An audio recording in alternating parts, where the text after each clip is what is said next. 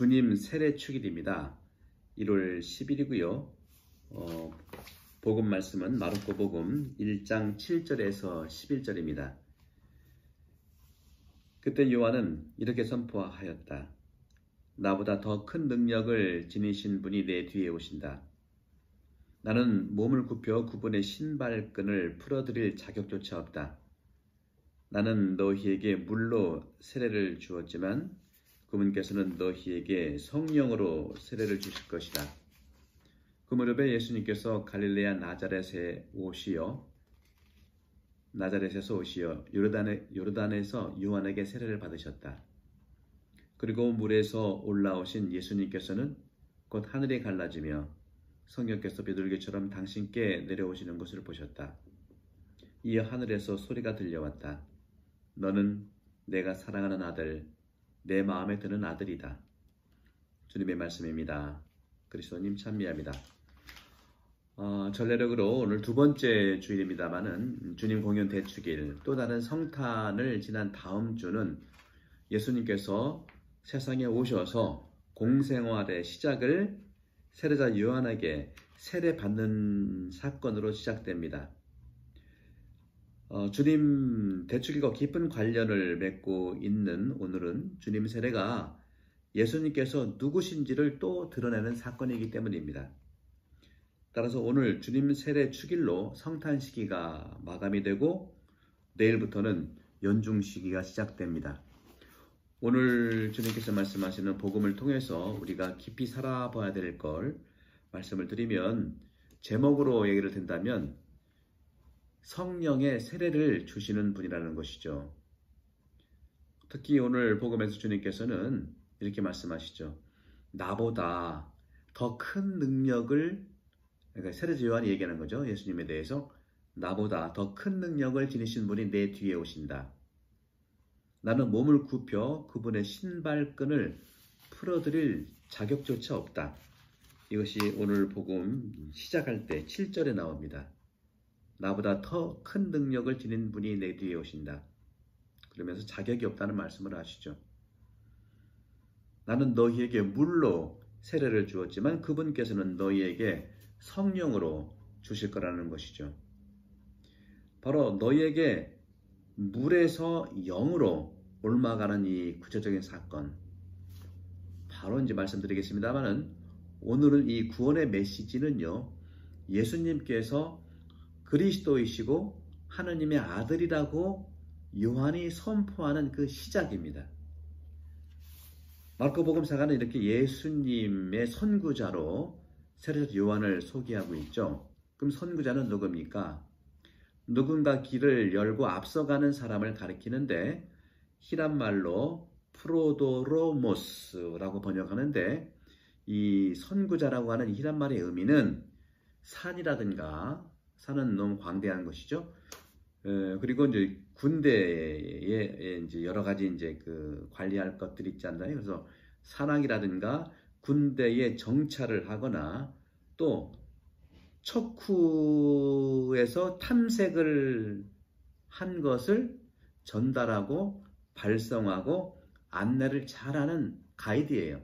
정확하게 가이드가 있어야 우리가 비상사태를 평소에 깨어서 준비할 수 있지 않겠습니까? 그렇기 때문에 선구자는 우리를 위해서 인도하는 것, 하느님께 인도하는, 예수님을 인도하는 여러 가지 다른 길들을 다 알고 있는 자예요. 만능 엔터테인먼트라고 할까요? 그래서 세례자 요한은 말뿐이 아니라 행동도 그렇고요, 모든 그의 인격 안에서 그리스도를 소개하는 거죠. 인격으로 소개하는 거예요. 이렇게 요한은 예표적으로 거의 미리 보는 예수님의 전형입니다. 그래서 성 세례자 요한은 선구자로 불리는 것이죠. 여러분, 우리도 세례자 요한의 그런 모습 속에서 예수님의 전형의 삶을 살았던 세례자 요한으로 우리는 예수님을 만날 수 있다고 생각합니다. 그렇기 때문에 이 교회도 역시 이러한 가이드를 해야 되고 세례자 요한처럼 가르쳐야 되고요.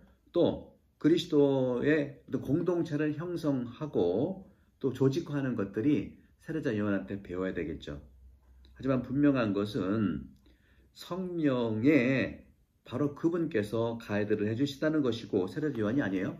성령에 이끌려서 가이드를 해주시는데, 이렇게 가이드를 해주시는 분은 성령이시라는 것을 알아차리고 또 숙고하는 것이 절대로 필요합니다.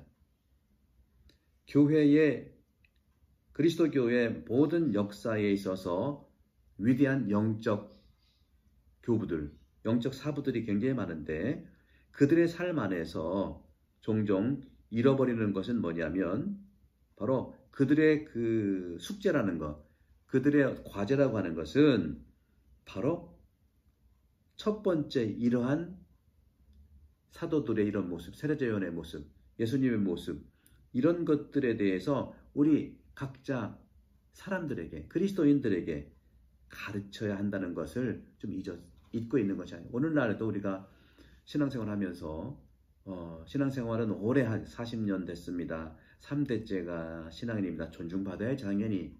하지만 정말로 예수 그리스도의 가르침을 내가 품고 있느냐? 결국은 하나님의 은총으로 된다는 그 사실들, 예수님께 얼마나 내가 품고 있고 그분이 내 안에서 승리하느냐를 믿고 있는가가 중요하다는 말씀을 드리고 싶어요. 그런 점에서 오늘은 이제 겸손에 대한 말씀을 또 해볼까 합니다. 세례자 요한의 겸손. 시작부터 나는 몸을 굽혀 그분의 신발끈을 풀어드릴 자격조차 없다 하는 이 말씀. 사실 신발끈을 푼다고 하는 것은요, 종들이 하는 거예요. 종들 중에서 가장 낮은 종이 주인의 신발끈을 풀어드리는 겁니다. 이것을 예수님이 보여주셨어요.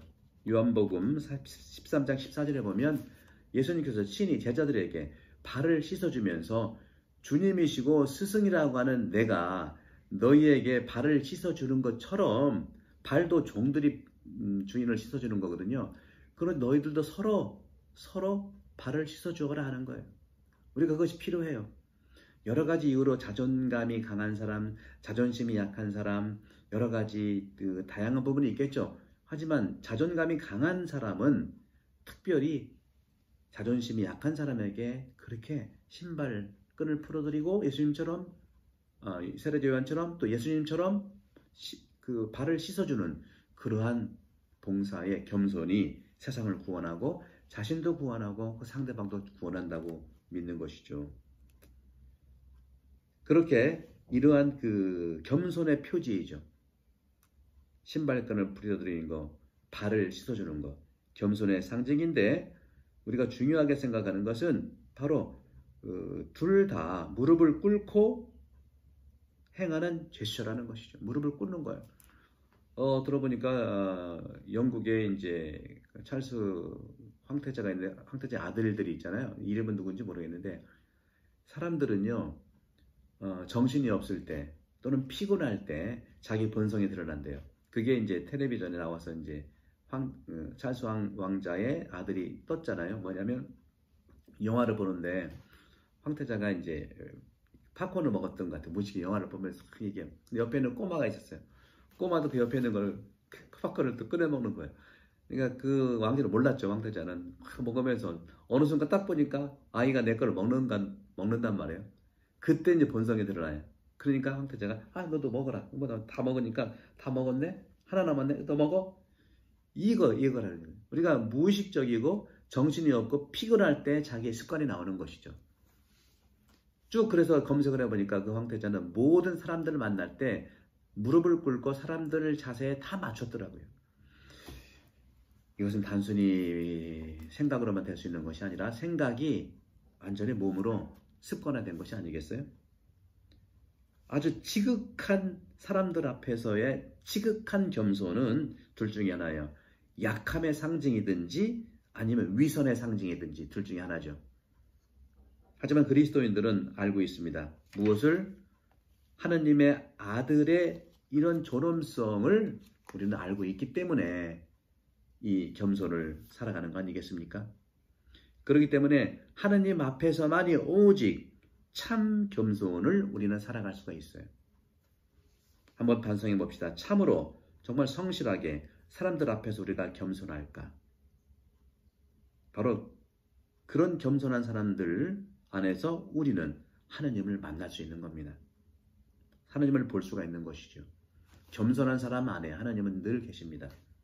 이것이 겸손이고 이런 겸손을 살아갈 때 나는 낮아지지만 하나님은 우리를 올려주신다는 거예요. 이것이 세례자 요한의 삶이에요. 그분은 점점 커지셔야 되고 나는 작아져야 한다. 세례자 요한 안에서 그리스도가 승리하는 것이죠. 내가 승리하는 게 아니에요. 그리스도가 내 안에서 승리하시는 것이죠. 그러면 내 승리는 사람들에게 겸손으로 드러난다는 거죠. 그런 점에서 오늘 세례자 요한이 얘기했던 것, 나는 너희에게 물로 세례를 주었지만 그분께서는 너희에게 성령으로 세례를 주실 것이다. 세례라고 하는 것은 우리 그리스도인들이 새로 태어나는 성사죠. 어디서요? 물에서부터 영으로 새로 태어나는 겁니다. 물에서 영으로. 세례자 요한은 물로 세례를 줬고 예수님은 성령으로 세례를 주죠. 물에서 영으로 태어나는 것이다. 이것이 요한복음 3장 5절에도 나오는 거예요. 이 두 가지 요소가 서로 일치되어 있어야 돼요. 이 가운데에서 성사의 효력이, 힘이 드러나는 것이죠. 물은 정화의 의미고 영은 성장의 의미고 성숙의 의미입니다. 그런 점에서 물론은 우리는 삶을 깨끗하게 살고 습관을 우리가 깨끗하게 해야 되지만 영으로 드러나는 것은 나를 변화시키는 거죠. 어떻게? 기도 안에서 변화를 시키는 겁니다. 씻는다는 것은 어떤 의미일까요? 영혼을 맑게 하는 그러한 힘의 상징이에요. 노력의 상징이에요. 하지만 물이라고 하는 것은 마음속에 들어갈 수가 없죠. 우리 마음 안에 물이, 정화의 물이 들어간다는 건 뭘까요? 바로 하느님의 은총의 힘에 일치되지 않은 한, 다시 말해 일치될 때 물은 내 안에 정화의 그런 힘으로 들어올 것이라는 것이죠. 그리고 바로 그런 하느님은 내적으로 저를 씻어주십니다. 하느님이 저를 씻어주시는 거예요. 세례자 요한은 세례를 주었죠. 다시 말하면 상징적으로 사람들을 씻어준 겁니다. 하지만 그 사람들은 바로 정화될 필요가 있는 것을 다시 깨닫는 거예요. 여러분, 내가 정화될 필요를 깨닫는 것, 그렇죠? 이게 고해성사죠. 내가 습관적으로 잘못하고 있는 것 끊어야 됩니다. 생각이 없는 사람 끊지도 못해요. 하지만 좋은 생각으로 습관화된 것과 나쁜 생각으로 습관화된 생각이 좋은 생각을 하지 않으면 계속 나쁜 습관이 계속 반복되는 겁니다. 끊지 않으면 해결이 안 됩니다. 그렇기 때문에 각자의 죄성을 고백하는 것이 너무 중요해요. 진심으로 고백하는 것. 고백하는 것뿐만 아니라 바로 더 나은 삶으로 변화될 수 있는 의지라는 것이 우리는 안 하겠다는 것은 할 수 없다는 의지가 없다는 거예요. 그런 점에서 이러한 것들, 죄성을 고백하는 것, 더 나은 삶으로 변화되겠다는 의지, 이런 것들은 이미 바로 위대한 그 자체입니다. 이미 축복인 것이죠. 하지만 하나님 앞에서 정화를 위해서는 충분하지 않아요. 하나님께서 나를 움직여 주셔야 되는 것이죠. 그렇기 때문에 예수 그리스도께서 바로 세례를 세상의 모든 사람들에게 주라고 제자들에게 파견한 것, 마태복음 28장 19절, 세상 모든 사람들에게 세례 줄 것을, 세례를 주고 가르치라고 했잖아요. 바로 이것이야말로 당신의 성령을 우리에게 주신다고 하는, 그들과 함께 늘 함께 하겠다고 하는 약속이라고 말씀드립니다. 따라서 그 성령은 우리들에게 그들의 세례를 주게 할 것이고 특별한 힘을, 그리고 성서적 힘을 우리에게 주십니다. 믿으십시오. 같은 의미에서 다른 성사 안에서도 이런 것들이 일어난다고 믿는 것이죠. 금원들은 이렇게 얘기합니다. 어떤 격언들이 있는데, 의사는요, 돌보고 이제 치유하고 하느님께서는 치료하신다 하는 말이 있어요. 상징적으로 우리가 하는 모든 것들은 의사의 치유에 관계돼요. 돌본다는 거죠. 의사들은 돌보는 거예요. 여러 가지 의학적인 걸로. 하느님은 치료해 주십니다. 하느님께 의사를 할 것은 의사한테 하고 근본적으로 하느님께 회심하면, 회개하면 하느님이 치료해 주십니다. 자, 이제 마지막으로 우리가 말씀드리고 있는 것은 이겁니다. 우리가 참으로 더 나아지게 살기를 원하는지, 그건 우리의 조건에 달려 있습니다. 건강하게 노년을 정말 준비할 것인지. 우리가 노년요, 요즘에는 40부터 70이나 80까지가 중년이에요. 옛날에 중년이 60이다, 40이다, 50이다 했지. 지금 100세 시대이기 때문에 지금 60인 사람은 앞으로 40년 더 살아야 돼요. 그런 걸 위해서 우리는 참으로 오래 살 수 있는 것을 준비해야 된다. 따라서 우리가 치유해야 되고요. 하지만 근본적으로는 하느님의 도움으로만이 우리는 건강해 될 수 있다는 것. 이것이 따라서 도움이 되는 사람이 하느님을 돕는다. 하늘은 스스로 돕는 자를 돕는다고 그랬죠? 같은 말이에요. 내가 도움이 되게 살아갈 때 하느님 나를 돕는 거예요. 똑같아요. 내가 누구를 용서할 때 하느님 나를 용서하는 것처럼. 그렇죠? 주님에게도 늘 나오지 않습니까? 세례주기를 맞이해서 여러분들, 예수님의 세례가 예수님 정체성을 드러내는 것이지만 나의 정체성도 드러내는 것이라고 볼 수 있겠고, 바로 예수 그리스도의 정체가 나를 구원한다고 하는 차원, 나의 세례를 기억하면서 세례의 처음으로 돌아가서 그동안의 삶을 정화하고 하느님의 성령으로 처음의 그러한 모습으로 변화되기를, 변화는 처음으로 돌아가는 걸 얘기하는 거예요. 본래의 나로 돌아가는 걸 얘기하는 거죠. 본래의 나 아닌 것들을 제거할 수 있도록 주님께 은총을 구하고 내 의지가 확실하기를 여러분께 강복을 드립니다. 성부와 성령님께 여러분에게 강복합니다. 감사합니다.